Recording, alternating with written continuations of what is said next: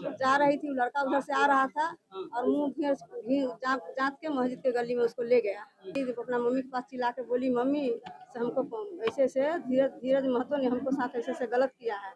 तो वो आ गए, उसको हमारा बेटी फोन की से, मम्मी से देख ऐसे सब बात है कि मेरे बेटी के साथ ब्लीडिंग बहुत आ रहा है, से जल्दी आ।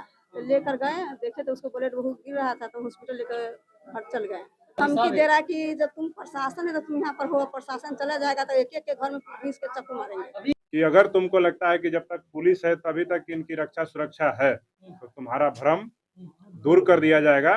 पुलिस रहे ना रहे, अगर इनको जरा सा भी डर लग रहा है तो बताएं, यहाँ पे भीम आर्मी के सैकड़ों नौजवान इनके घर पे उपस्थित रहेंगे इनकी रक्षा सुरक्षा करने के लिए। जरा सा भी डरने की आवश्यकता नहीं है। इस परिवार के न्याय के आखिरी दम तक हम लोग लड़ाई लड़ेंगे और इस परिवार को न्याय सुनिश्चित करवाने का काम। किसी नेता के भरोसे ये समाज नहीं है।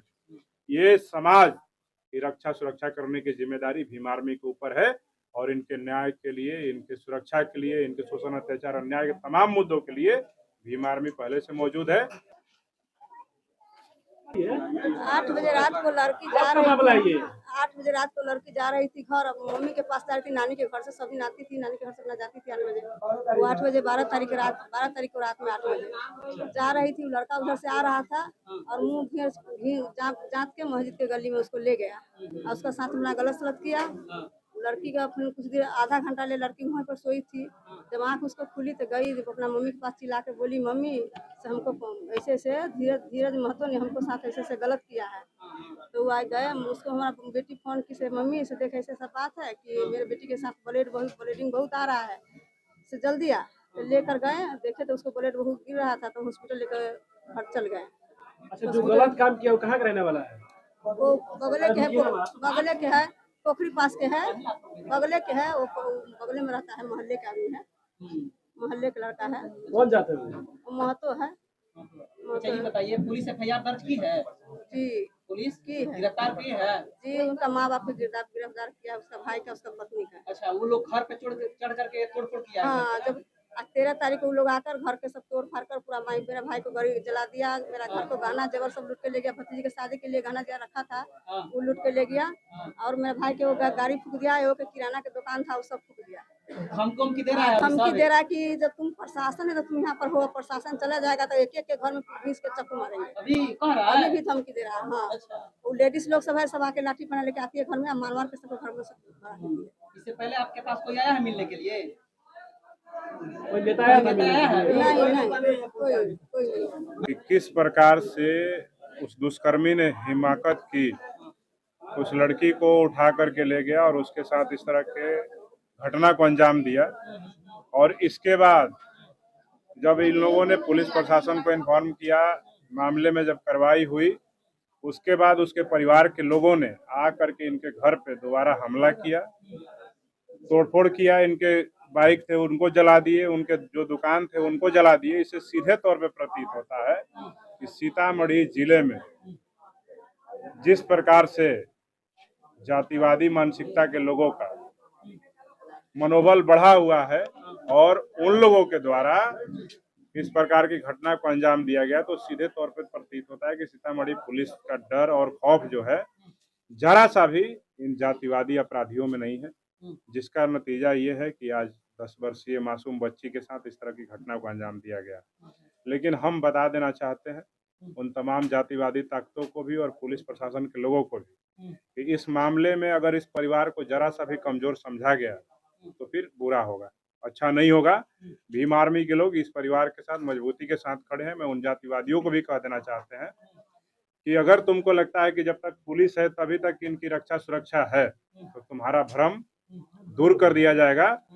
अगर इस परिवार के साथ न्याय सुनिश्चित नहीं हुआ, परिवार के लोगों पे एक खरोच भी आ गया, तो उन जातिवादियों का वो इलाज पुलिस वाले बाद में करेंगे, लेकिन भीम आर्मी वाले ऐसा इलाज करेंगे उनकी साथ पूछते याद रखेगी। लेकिन बिहार के मुख्यमंत्री सम्राट चौधरी कह रहे हैं किसी के साथ गलत नहीं होगा। तो हम पूछना चाहते हैं कि अगर गलत नहीं होता तो आज अनुसूचित जाति के इस बच्ची के साथ कौन गलत किया?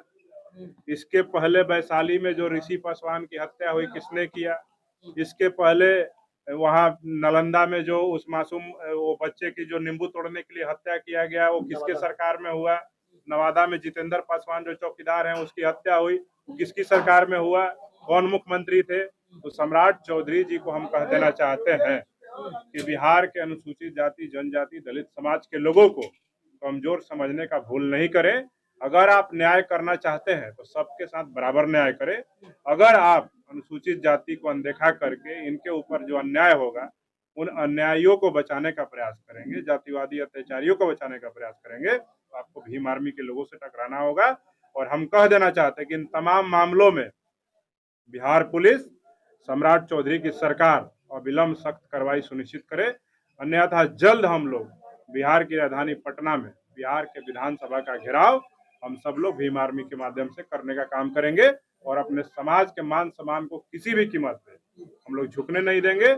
एक भी शोषण, अत्याचार, अन्याय की घटनाओं को भीम आर्मी बर्दाश्त नहीं करेगी। अभी भी परिवार दहशत में है, क्या मांग करेंगे? आज हमने परिवार के लोगों को बता दिया है, इनके साथ हजारों हजार इस सीतामढ़ी जिला के भीम आर्मी के कार्यकर्ता हैं, हमारे भीम आर्मी के पदाधिकारी हैं, इसलिए अब इनको डरने की आवश्यकता नहीं। आप पूछ लीजिए, अगर इनको आज के बाद अगर फिर भी अगर डर लग रहा है तो हम आपको कह देना चाहते हैं भीम आर्मी के यहाँ पे 100 नौजवान इनके घर पे हमेशा मौजूद रहे, पुलिस रहे न रहे।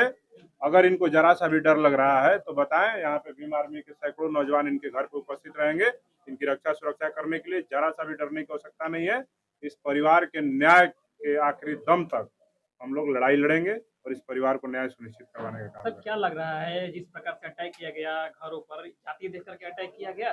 बिल्कुल, बिहार के जो सम्राट चौधरी जो मुख्यमंत्री हैं, इनको समझना चाहिए कि बिहार में अगर अत्याचार, शोषण हो रहा है, आप तो बड़ी बड़ी बातें कहते हैं, जब मुख्यमंत्री बने पताल से खोज के ला रही तो आप माला चढ़ाने की भी बात हाँ, करते तो हैं। माला चढ़ाने की बात का हम पूछना चाहते हैं ना कि इस 10 वर्षीय बच्ची के साथ जो दुष्कर्मी है, आप बिहार की सबसे बड़े अस्पताल में पीएमसीएच में उसका इलाज करवा रहे हैं, और जो पीड़ित बच्ची है वो यहाँ के सदर अस्पताल में जीवन मृत्यु से संघर्ष कर रही है, उसके अंदर डर का माहौल बना हुआ है, उसके परिवार के लोग डरे हुए हैं।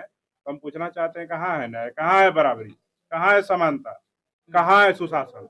अगर सुशासन होता तो इस पीड़ित परिवार की पीड़ित जो बच्ची है इसका इलाज पटना एम्स में होता, लेकिन आपने उल्टा किया। जो अपराधी है उसको ही आप इलाज पीएमसीएच में करवा रहे हैं और जो पीड़िता है उसका इलाज सदर अस्पताल में करवा रहे हैं। इससे दिखाता है कि बिहार के मुख्यमंत्री सम्राट चौधरी जी अनुसूचित जाति, जनजाति समाज के लोगों को आज भी अछूत समझने का काम करते हैं। और सबसे हैरत तो तब होती है कि उनकी सरकार में कई दलित समाज के मंत्री हैं, केंद्र सरकार में मंत्री हैं, लेकिन इस पीड़ित बच्ची के मामले पे किसी के मुंह से एक आवाज नहीं निकल रहा है। इस बिहार के अनुसूचित जाति आयोग सोया हुआ है। मैं उन सबको कह देना चाहता हूँ भीम आर्मी के माध्यम से कि तमाम मामलों में, खास करके इस पीड़ित बच्ची के मामले में, अगर न्याय सुनिश्चित नहीं हुआ तो उन तमाम कार्यालयों में ताला बंद करने का काम किया जाएगा जो अनुसूचित जाति, जनजाति समाज का ठेकेदारी लेकर के सरकार का गुलामी करने का काम। चिराग पासवान बड़े नेता हैं दलित का, वो यहाँ पर नहीं आ रहा है, कोई भी एट्रोसिटी हो रहा है वहाँ नहीं पहुँच। अभी चुनाव नहीं है ना, तो उनको दलितों का दुख दर्द नहीं दिखेगा। जैसे ही चुनाव आएगा वो फिर से दलितों का दुख दर्द देखने लगेंगे, आके यहीं पे पसीना से तरबतर होकर के इस पीड़ित परिवार से मुलाकात करेंगे, सड़कों पे न्याय मार्च निकालेंगे। लेकिन अभी चुनाव नहीं है। लेकिन हम कह देना चाहते हैं किसी नेता के भरोसे ये समाज नहीं है। ये समाज की रक्षा सुरक्षा करने की जिम्मेदारी भीम आर्मी के ऊपर है और इनके न्याय के लिए, इनके सुरक्षा के लिए, इनके शोषण, अत्याचार, अन्याय के तमाम मुद्दों के लिए भीम आर्मी पहले से मौजूद है और आगे भी हम लोग अपने समाज के मान सम्मान को झुकने नहीं देंगे। इनकी लड़ाई हम लोग अंतिम दौर तक लड़ने का काम